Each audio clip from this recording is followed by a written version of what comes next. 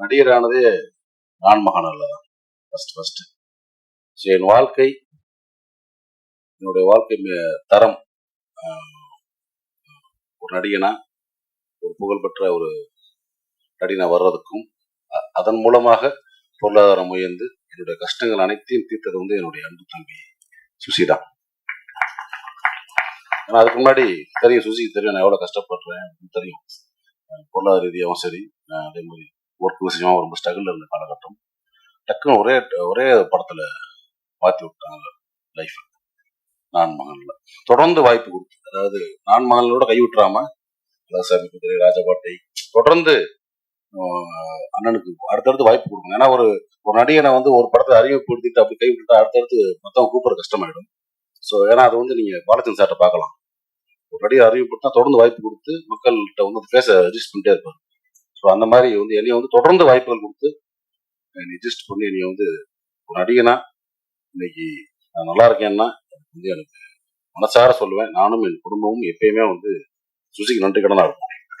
எப்ப கூப்பிட்டாலும் நான் வந்து சுசி அப்படின்னு ஏதாவது ஒரு ஃபோன் பண்ணி ஏதாவது சின்ன கேரக்டர் ஒரு சும்மா வந்துருக்கோம்னா கூட போயிடுவேன். அதுதான் முதல்ல எனக்கு ஃபர்ஸ்ட் ப்ரிஃபரன்ஸ். ஏன்னா சுசியை வந்து நான் வந்து முதல் நாள் ஒரு அஸ்னேட்டரா வந்து ஜாயின் பண்ணதுலேருந்து நான் பார்த்துருக்கேன். பேரன்பு மிக்க ஒரு அன்பு தம்பி, மிக திறமையான ஒரு இயக்குனர். நான் சொல்லுவாங்கல்ல சுத்தமா தொழில் தெரியும், அந்த மாதிரி சுத்தமா தொழில் தெரியும். டைரக்ஷன்னா நச்சுன்னு அப்படியே, அதாவது கன்ஃபியூஸ் இல்லாம பார்ப்பேன் ஸ்பாட்ல, பதறவே வேண்டாம். அதனால இந்த படம் அவ்வளவு ஃபாஸ்டா முடிஞ்சது காரணமே அதான்.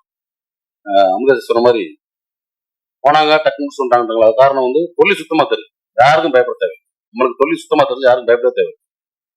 கேமரா மாட்டீங்க சார் அந்த அளவுக்கு இதான் சொல்ல வரல, அந்த அளவுக்கு கிளீனா இருக்கலாம்.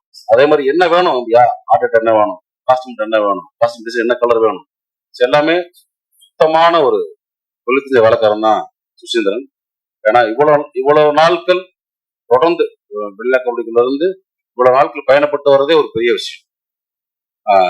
மீண்டும் வந்து அதே மாதிரி இப்போ வந்து 2K கிட்ஸ் வச்சு எடுத்த மாதிரி இன்னும் வந்து பெரிய பெரிய கதாநாயகங்களை வச்சு திரும்பவும் ஒரு கம்பேக்கா வந்துருவாப்புல. அதுக்கான அத்தனை தகுதியும் திறமையும் வாய்ந்தவன் தான் என்னோட தம்பி சுசி. அதே மாதிரி இந்த படத்துல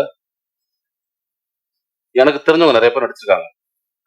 தம்பி பாலசரவணன், இயக்குனர் முருகானந்தம், மேடம், அதே மாதிரி சேமப்பா ஐயா, மாணவர்கள், தஞ்சன் சார், இவங்கெல்லாம் எனக்கு தெரிஞ்சவங்க. எனக்கு தெரியாதவங்க, பழக்கம் இல்லாதவங்க நிறைய பேர் அறிமுகமாயிருக்காங்க.